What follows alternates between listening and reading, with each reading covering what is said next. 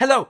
So today I'm going to be talking about Karl Ove Knausgaard's My Struggle Book 1. My teaching workload at university is pretty full on this semester, and actually I have no time during the week, and I'm spending a lot of the time during the weekends prepping in order to be able to get reviews up. So I've got a bit of a backlog happening. So I had two books to choose from for today to which to review, two that I have recently read. That is both The Vegetarian by Han Kang and Book 1 of My Struggle by Karl Ove Knausgaard.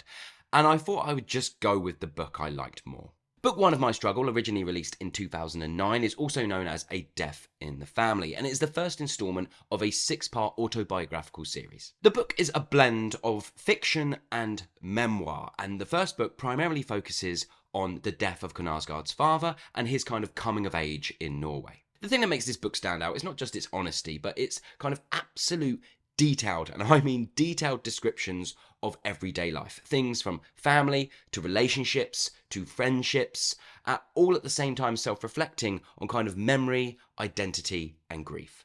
The first and last part of this novel deal with Knausgaard's father, his death, and then in the latter section, the preparations for his funeral, and it goes into detail. And anyone who has experienced the preparations, the emptying out of someone's house, they get it's good. Yeah, it's there. It's detailed. It's covering everything in minute detail. And then the middle section of this book is Knausgaard looking at his sort of childhood into his teen years. The novel does also flip around to other parts in Knausgaard's life just before his dad's funeral. It jumps around a lot, and I imagine this series is going to consistently do that. It's going to focus on one theme, one thing, and then jump back and forwards, left and right, all around that kind of one theme. The writing is highly introspective and just sort of packed with these philosophical musings on what it is to be human and the sort of human experience. So, what did I like and what didn't I like? What I liked, the emotional honesty and just honesty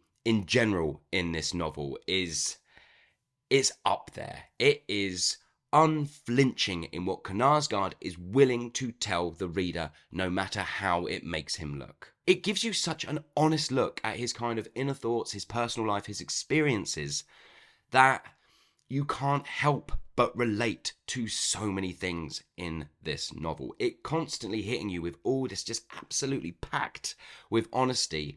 It's really hard at moments to go, I felt that, and that makes me a bad person, and I know that makes me a bad person, but I felt it. Or I thought that, and I never really talked about it, that weird feeling. And yeah, and I loved its honesty. There's such a rawness and a kind of openness to Knausgaard and his writing and the prose that you just can't help but feel his vulnerability at times. And I know that this book is quite polarising, it is quite Marmitey, but I'm going to say that I'm probably in the camp of I found this stuff quite compelling. Now, the next thing I really liked, and it's actually not something I'm normally a massive fan of in the books that I read, but I was sort of compelled. KD Books was sending me voice notes about Knausgaard as a writer, and he basically said to me, imagine Knausgaard is going downstairs to make a cup of tea.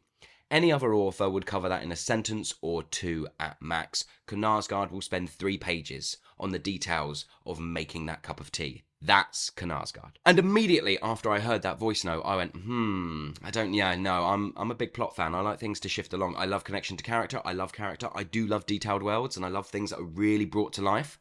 But I don't like that kind of detail. That seems a bit insane. I've read novels before with that kind of detail, and it's not for me. However, with Knausgaard, I liked it. And it must be mood-based. I think Knausgaard is going to be a huge mood-based reader because I was just in the mood for that kind of introspection, for that kind of detail. I just got sort of lost in the flow of it. It just felt very, very human. It just felt something like I really connected to that detail. And yeah, whether it's wanky or not, I feel like the indulgence of that detail was something I was just really up for at this current time in my life. The next thing I really liked is the philosophical reflection that's taking place within it. So Memoirs and autobiographies, ones that seem to play out like novels, that you could just read them right through and they don't really have any reflection going on, they're not normally ones I enjoy. I am a much bigger fan of the author reflecting on their experiences and then sharing with us. And for me, that's where the philosophical musings, that's where the philosophy of life comes into play, through the reflections of one's past acts. And yeah, books or autobiographies and memoirs that do that are always much, much richer and much more rewarding for me. The next thing I really liked was the prose. I really connected with Knausgaard's writing style, and as already mentioned, I really connected with the detail and the honesty. Plot-wise, I mean, I can't believe I'm saying this. I'm a plot-driven reader. Plot-wise, nothing happens in this book. Nothing happens, and yet everything happens. It's that kind of book. Like, really, literally, it's just a few moments from Knausgaard's life that are painstakingly detailed and explored. And nothing really happens, but yet by the end of it, you feel like you know him so well and you feel like you've experienced quite a lot. And yeah, there's just something about honing in on these pinnacle moments. And that's maybe what's going to make the rest of the series interesting or not. But I really like the idea of an author going, this is one moment in my life that had an effect on me. I'm going to think and talk and write about this one moment, and I'm going to allow my brain to access the other memories and the other parts of myself that surface up from that one memory, emotion kind of thing. And so what we're getting, all the other details we're getting about Knausgaard's life, all the other details that are sort of enriching its pages, are all born from his mindset in thinking about that one moment. Everything that he's putting on the page is what this one moment brings out in him. And that's cool. I like that as a concept. I like that as an idea. Before I move on to my negative aspects, I'm going to include a section here called Things That I Rather Enjoyed But Can 100% Understand Are the Reasons You Hate Knausgaard. This book is insanely self-indulgent. My lord, is it self-indulgent and nihilistic at times. And you would be absolutely correct in thinking those things, and you would be absolutely correct in hating this book for those things. That self-indulgence, being in the moment, being like, but come on, give me more. Do you know, don't just detail. You know, I could absolutely understand readers with that reaction, but it wasn't something I disliked in it. I quite liked the self-indulgence. And the next thing I can 100% understand are reasons you might hate Knausgaard are the detail, the unrelenting, ridiculous amount of detail that he goes into on the smallest things. I get it. I totally get it. I nearly didn't read this when Kieran for Katie Books sent that voice note, because I was like, I don't think I want that in my life. That sounds like a pain in the ass. And then the thing was, I kind of couldn't stop thinking about it as a challenge. And I was like, oh, all right, come on in, Kieran, let's give it a go. So yeah, the detail, I liked it. It worked for me. I enjoyed it. What didn't I like? The first thing I didn't like is this book is quite repetitive in its themes and self-reflection. So there's lots of things that are repetitive in this book because it's exploring one thing from multiple different angles, and it's kind of, it's taking its time in going through all the details. The sort of cleaning up of the house in preparation for the funeral, that process just goes over and over, but I didn't mind that because that was sort of like the detail of what a human being has to go through. However, there are moments in this novel where the themes or the sort of like the idea that Knausgaard is exploring, he repeats that reflection. I felt like in early on parts of the book, you've already done that, mate. You've talked about that, and I've thought about it as a reader. I've connected with it. I've connected with you, and I think you've done a really good job of me sort of like bringing that to life and exploring that sort of theme or feeling, and then it will come back like 2 or 3 times, and that's where I was a bit like, I'm not down with that. I don't mind everything else. I'm actually on board with everything else, but when you're just repeating and exploring the same theme you've already, and it's very like quite idiosyncratic themes. Like there's a theme sort of based around the funeral and his brother and that connection, and I'm like, that's quite an idiosyncratic thing to explore. I'm glad you've explored it, but we don't need to do that 5 times. The next thing I didn't like, and I don't know if this is kind of like a Nordic writing style. I'm not that up on my kind of like Norwegian writers. And I've been to Norway. I've toured Norway a couple of times. It's beautiful, very expensive, but beautiful. But there is humour in this book, and I was able to find it, but my God, did I have to sort of like reread sections and to really be like, I think he's cracking a joke there. Because the tone of this book is so bleak. It's really, really bleak.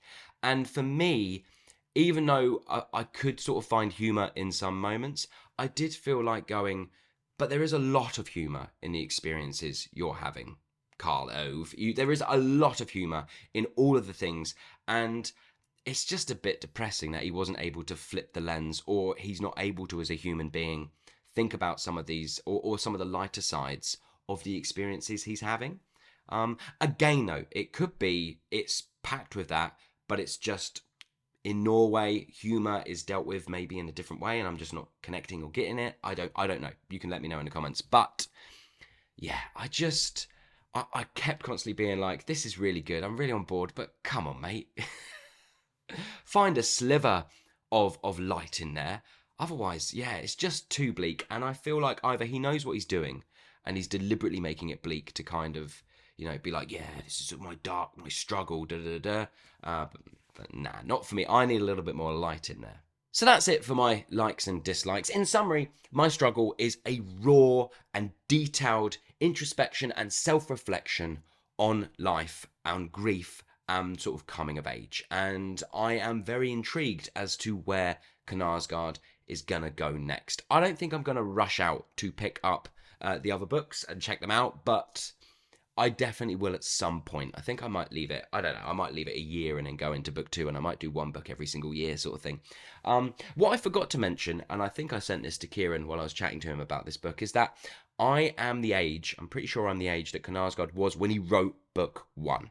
So I think the reason a lot of stuff was connecting for me is maybe there is a point, we're at that similar point in our lives, and we are reflecting about those things, and they do bring up some of the sort of similar feelings and sort of things I wish I had said, or the honesty of that moment. Yeah.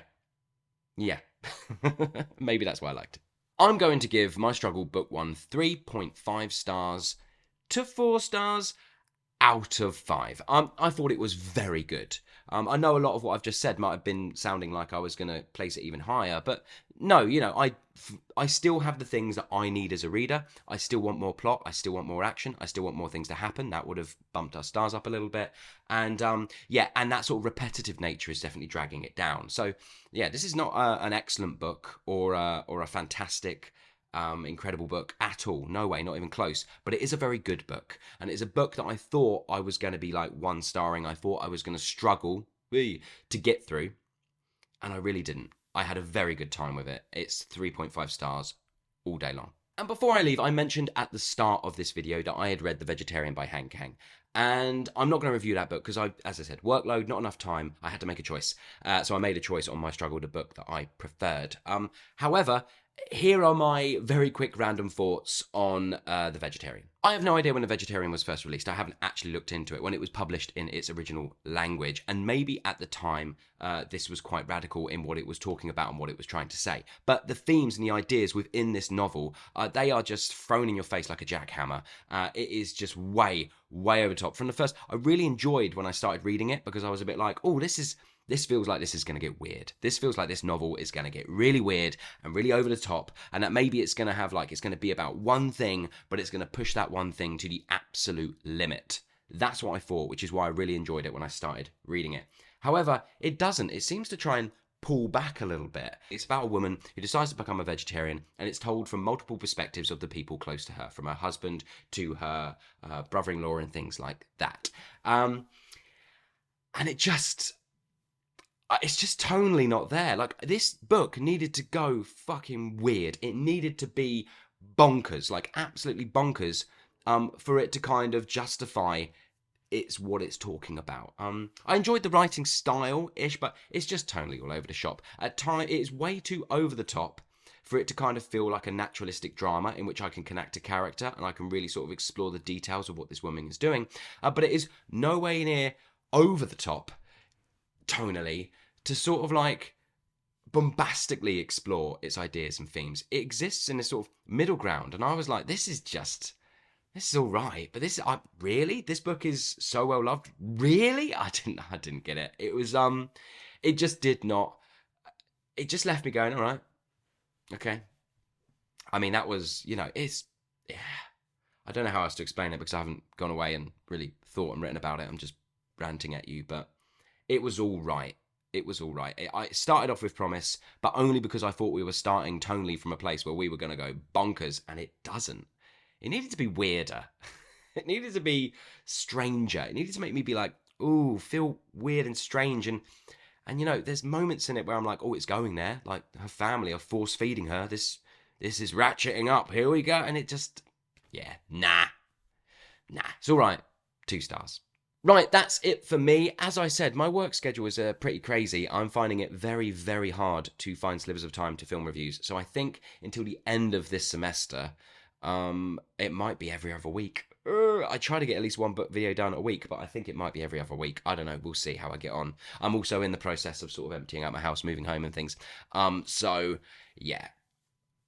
Hopefully I'll get a video up next weekend, or hopefully I might have some time next week in an evening if I'm not feeling too tired. But we'll see. But anyway, thank you very much for watching. I hope you're well. I hope you're enjoying whatever you might be reading, and I'll see you all on the next one. Bye.